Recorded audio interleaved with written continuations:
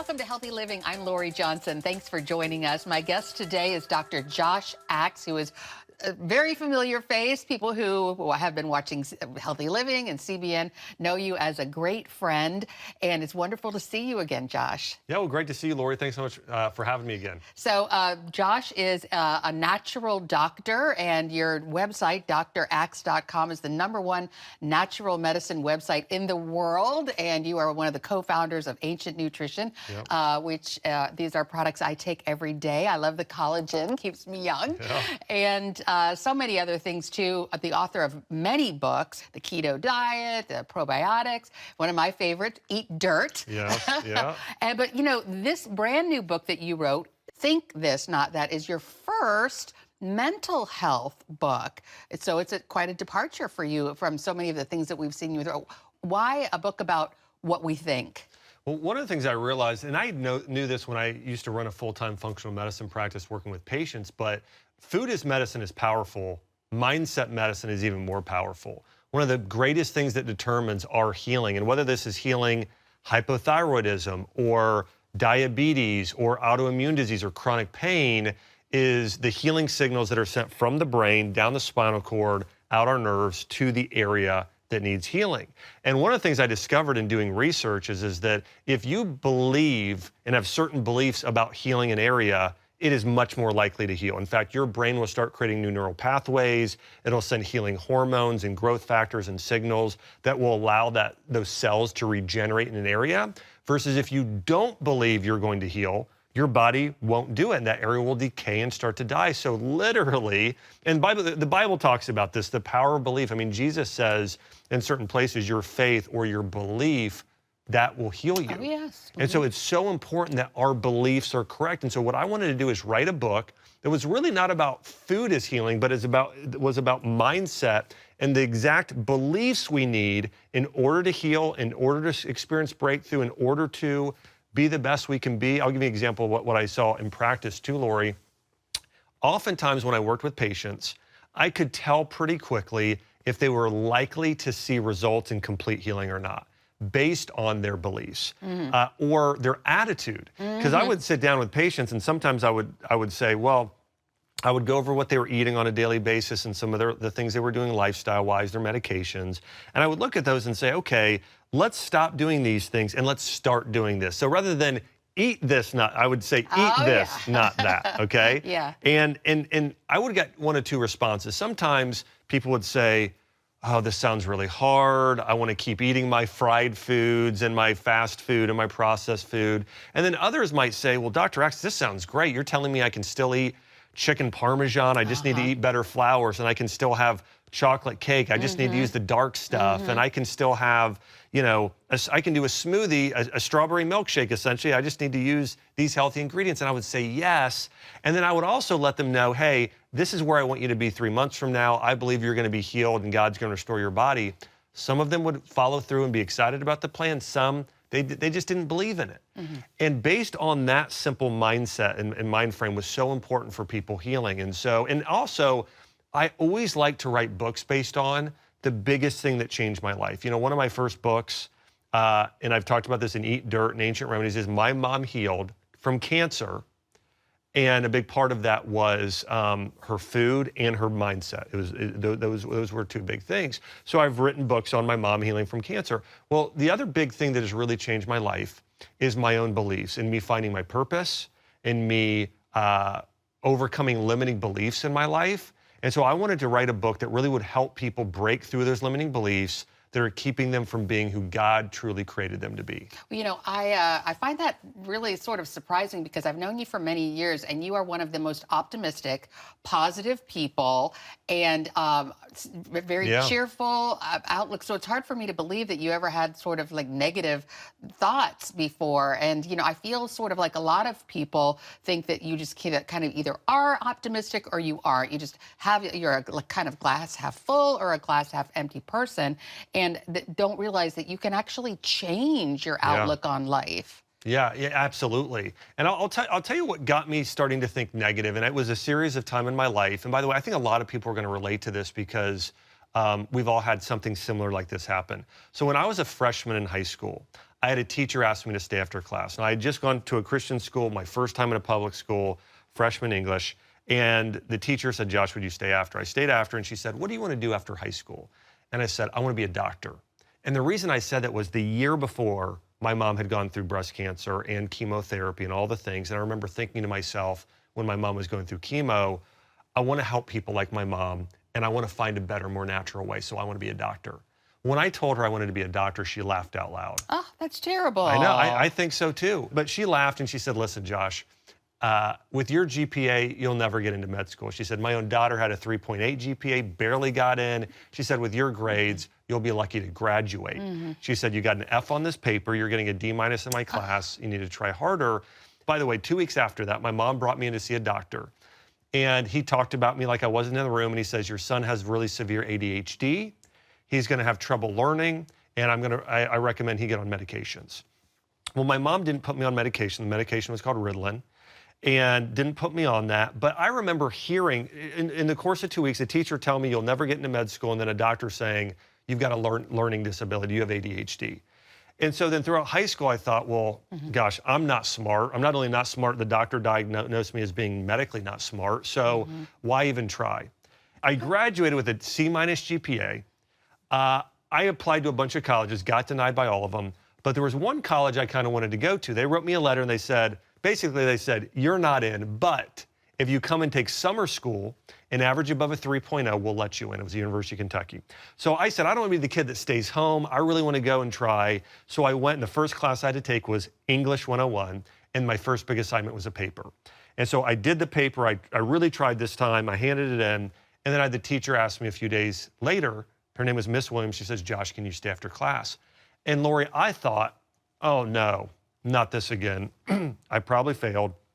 And she said, what's your major? And I said, well, I haven't chosen a major. She said, well, I think you should consider being an English or journalism major because you're a great writer. You literally got the highest grade in the class. And I think you're a really talented writer, great job. And I walked out of the classroom thinking, wow, I can do this. Now, I didn't go on to become a journalism major. Now, I have written 10 books now, but I did become a doctor. I graduated Johns Hopkins University later on with a 3.9 GPA. All that to say, I had one teacher and one doctor say something negative to me, and it totally crushed my self-esteem and my beliefs, and I started thinking very negatively. And then I had another teacher tell me, you're capable, you can do this. I decided to believe that truth and went on to do some things I'm really proud of. But you know what? If I would have held on to those negative limiting beliefs, you and I wouldn't be talking today. I never would have become a doctor, never would have started ancient nutrition, never would have done any of those things.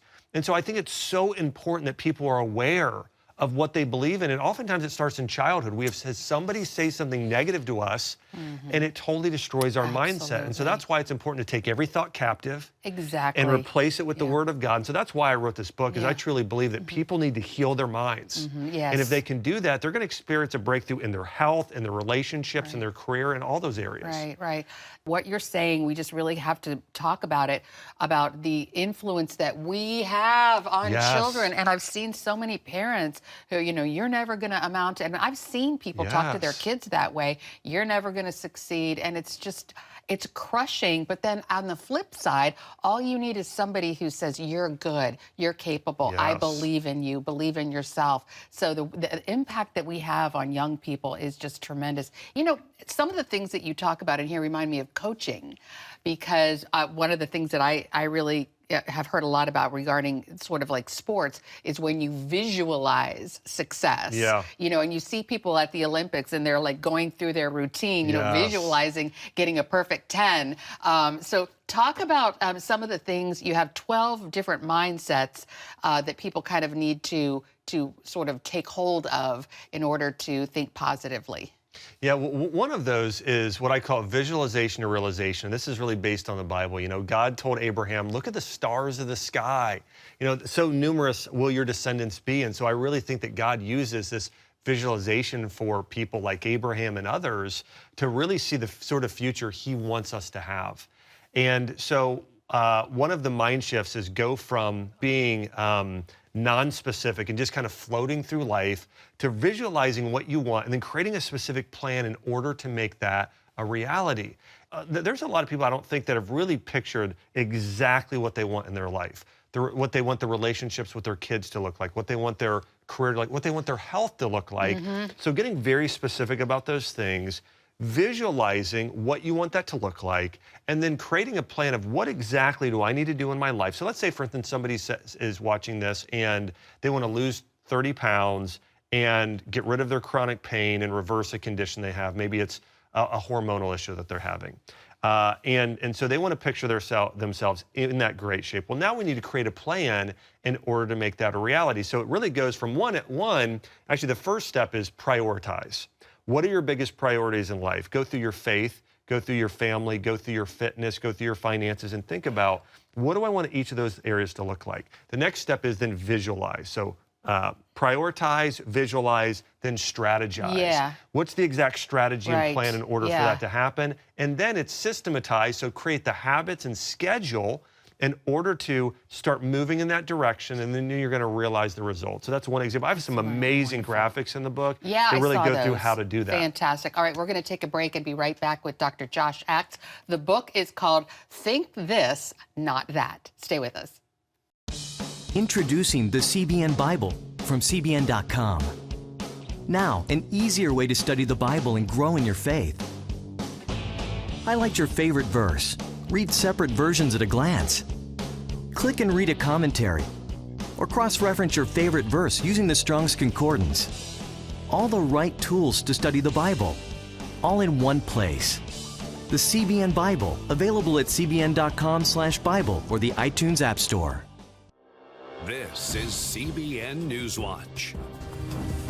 Thanks for joining us. Watch breaking news, exclusive stories and programs, credible news reporting. We show you what's happening in the world and how you can pray about it.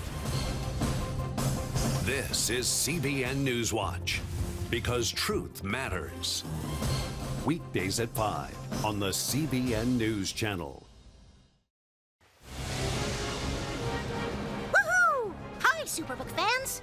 Here's something else you'll love. It's the new Superbook Bible app.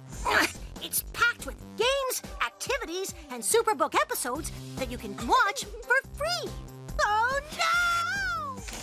There's trivia, a fun daily devotional, and answers to your Bible questions. Plus, an easy-to-understand Bible the whole family will enjoy. You can even create your own Superbook character. Ta-da! Whoa! Millsburg Falls man, come. Sorry, pardon me. Sorry, excuse me. Ouch! Are you getting this? Earn super points to win daily prizes, too. And so much more!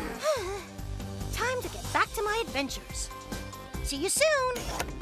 It's the new Superbook Bible app. Free downloads on iTunes, Google Play, and Amazon. Welcome back to Healthy Living, and we are continuing our discussion with Dr. Josh Axe. The book is called Think This, Not That. And you talked about visualizing success, and rather than, for example, thinking, oh, this workout's going to be so hard, think how great you're going to look in that size 4 dress or something like that. But also I love the way you say you do sort of have to have a plan. You can't say just like, oh, I'm going to lose 30 pounds without figuring, well, that means every day I have to wake up at 5:30 and lift weights, and et cetera, et cetera. Talk about some of the other new mindsets that people need to adopt. Let me share one mindset that I think people are really going to resonate with. And this is really connected to my grandfather. And by the way, my grandfather was a huge fan of Pat, watched the 700 Club every day, and lived to be 96 years old, was a World War II veteran.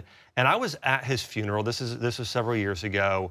And there was the point in the funeral where the pastor asks everybody, does anyone have any final words about this person? My grandfather's name was Howard. So he said, are there any final words about Howard? And the man next to me immediately just kind of yells out in tears, Howard was my best friend. And I'm a little embarrassed to say this. My first thought wasn't compassion or empathy. It was, well, I don't think you're my grandfather's best friend, because I knew who my grandfather would probably say his best friend was. But then I realized, you know what? My grandfather, I'm sure there was hundreds of people in the room for my grandfather's funeral. I thought my grandfather probably was their best friend. In fact, he was probably the best friend of half the people in this room.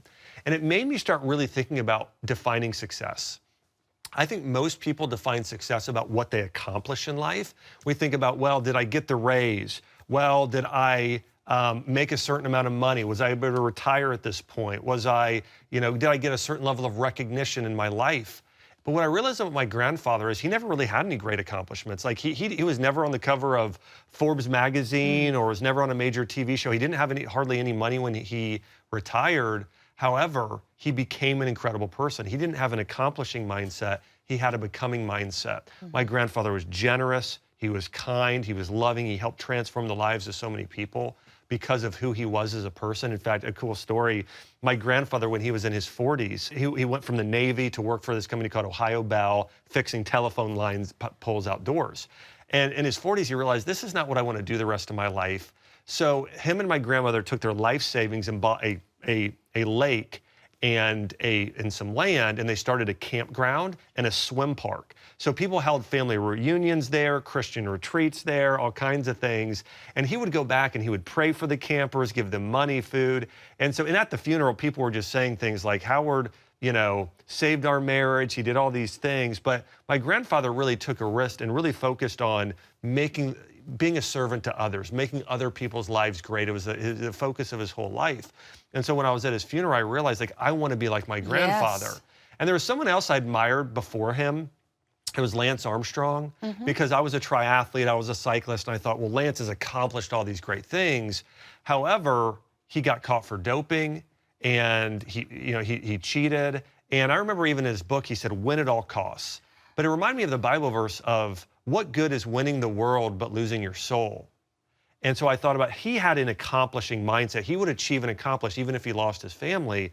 But you have someone like my grandfather who didn't care about accomplishments. He just wanted to become a certain sort of person. So this is one of the things I get to even more in the book of how my grandfather did this. But really, rather than focusing on just a to-do list, focus on a to-be list. So here's one that I did, and it really transformed my life, Lori. I'm going to be an encourager. I'm going to go around all day and just encourage others and look for the best in them. Because I was more negative at one point in my life. And when I started focusing and having this mind shift of, I will be an encourager. I will look for life in people. I know life and death is in the power of the tongue. I'm going to be the Miss Williams, not the Miss Noble, that teacher who goes and gives people those living words.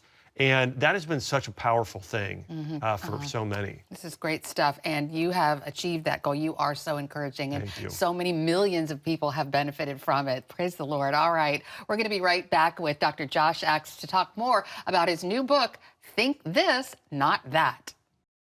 When I came to Regent University, it's like the world opened up. I felt like I needed to advance my career and go back to school. Regent was a perfect fit for me. The Regent professors are world class. You are equipped. The focus of the faculty is on each individual student, whether it's online or in person. You become a part of Regent's family. You carry with you not just the content and the knowledge, but the confidence to understand that we can be significant in the world. Regent University. Follow your path. Nigerian Christians in Iran are routinely arrested. Happily, Christians continue to suffer. In times of trial and affliction, you need to know the truth. One of the fastest growing Christian populations in the world. Join Wendy Griffith and George Thomas for Christian World News. Young people are the ones who are open to the gospel. Powerful stories of suffering and hope that affect all Christians. Saturday night at 6 on the CBN News Channel. Get Protect Your Sleep and discover how to improve the quality of your life. A free DVD or booklet from the Christian Broadcasting Network. If you're not a great sleeper, you can do things to make yourself a great sleeper. If you're already a pretty good sleeper, you can enhance your sleep and be even better. 5 leading experts help remove the obstacles between you and restorative sleep. When you don't get a restful night's sleep, you wake up with an accumulation of stress. Call 1-800-700-7000 or go to CBN.com to get your free DVD or booklet today. Everything you do better with a good night's sleep. You'll discover how food affects your sleep, how to put insomnia to rest, explore effective remedies for sleep apnea, and much more in Protect Your Sleep. Wake up to your best life and get Protect Your Sleep today. Call 1-800-700-7000 or go to CBN.com to get your free DVD or booklet. Your news channel. Your shows. The stories you care about. anytime you want, anywhere you want. Download the CBN News app today.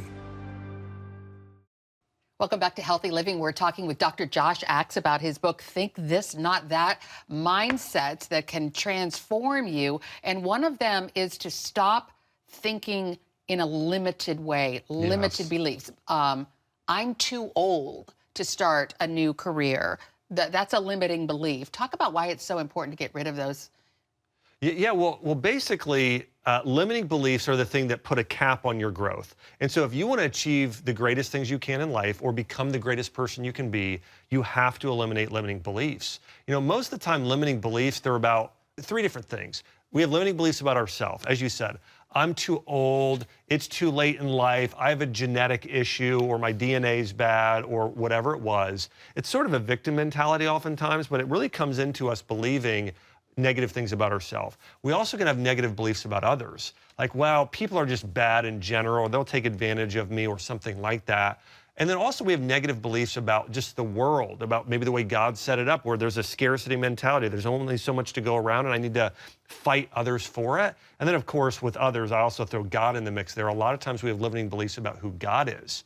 And so one of the things that's so important to is identify the limiting beliefs about ourselves, about God, about others, and about the world, because if we don't do that, we'll never experience a breakthrough. I'll give you an example. If I would have believed that I couldn't heal from this devastating illness that I personally had of the spine infection, then I probably would not have done the things I had done in order to heal. The other thing is my brain, if you don't believe you're going to heal, your brain will not seal those healing messages. I'll give you an example of this too in the placebo and the nocebo effect. The placebo effect is if you take a sugar pill or believe you're going to heal, in many cases you will. There are medical scientific studies showing this. Absolutely. Now here's a crazy one, Lauren. You might have heard of this one before, but there was a case study with a man, and the man had liver cancer. And his doctors diagnosed him with liver cancer and told him he'd have 3 months to live. Well, the man passed away 3 months later. They did an autopsy on him and they realized, well, we misdiagnosed him. He had a small benign tumor on the side of his liver we could have removed, and he could have lived another 30 to 40 years. So the man had nothing wrong with him. He died because he believed he would die. Right. Our beliefs are that powerful. I still teach people to eat this, not that. Well, now I really believe the more powerful thing to teach people is to think this, not that. If you're thinking any of the wrong things about yourself, about God or the world, it'll keep you from healing. It'll keep you from blessing others. It'll keep you from doing those things you want to do in your life.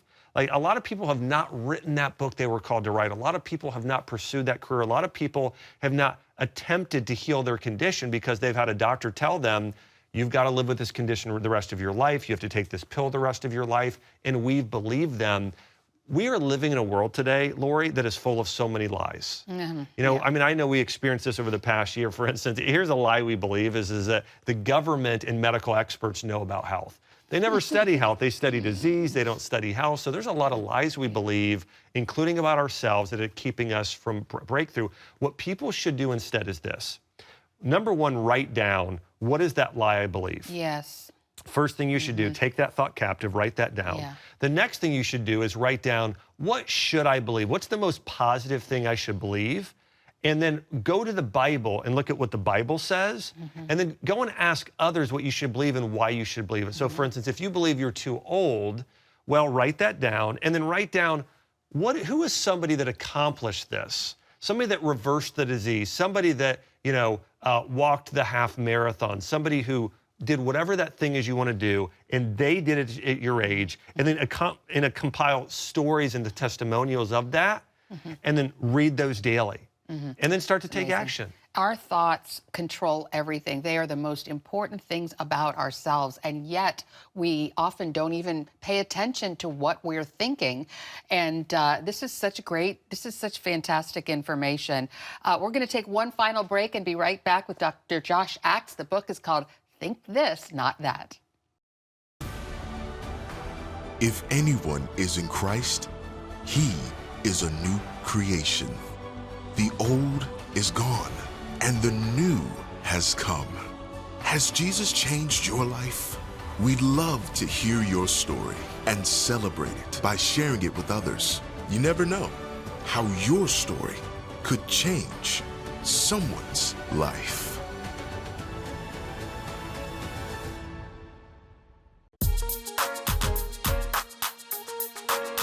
Heavenly Father, we do thank you for the work of your Spirit, Lord God, with this movement of getting the Bible, yes, Lord, into public schools.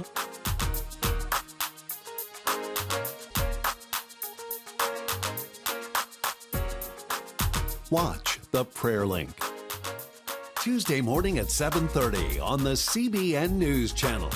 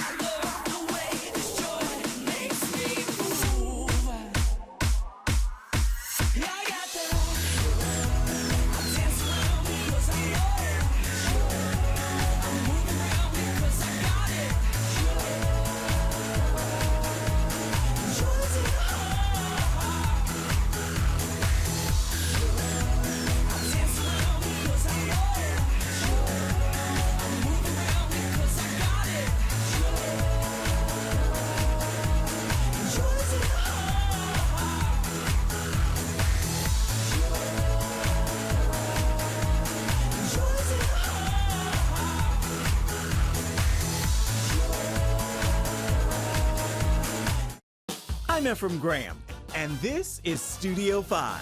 Cruise with me as I discover the good things happening in the world of music, sports, television, and movies. The fact that Ryan Coogler was going to be directing the film, I knew that something special was going to happen. We'll chat with artists at the forefront of entertainment and explore the connection between popular culture and faith. I asked my pastor, I said, well, does that mean I'm supposed to be a preacher? He says, well, no, you already have a pulpit. Wednesday night at 8:30 on the CBN News Channel.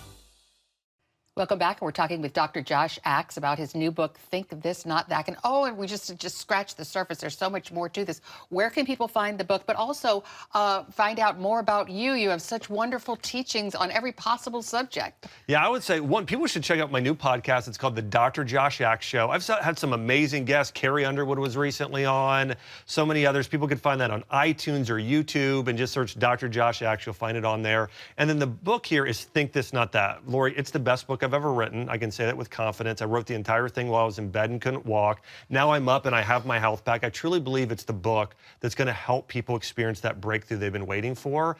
By the way, if people go and buy the book today, they can go on Amazon or any bookstore, and then they go to joshaxe.com, so joshaxe.com, and then you just plug in the code you got when you bought the book. I'm giving people $500 worth of free content, including a video series, a workbook, and bonus interviews, loads and loads of content if they go and get the book today. That is a fantastic offer. Well, God bless you. I'm so happy that everything turned out well for you, and there was a purpose behind it. You're going to help so many people by what you went through, and it was just, as always, a joy to see you, Josh. Thank you so much for being here. Well, thanks, Lauren. As always, God uses all things for good. Indeed, He does. Absolutely. And thanks to you for being here for this edition of Healthy Living. I'm Lori Johnson. We'll see you again next week.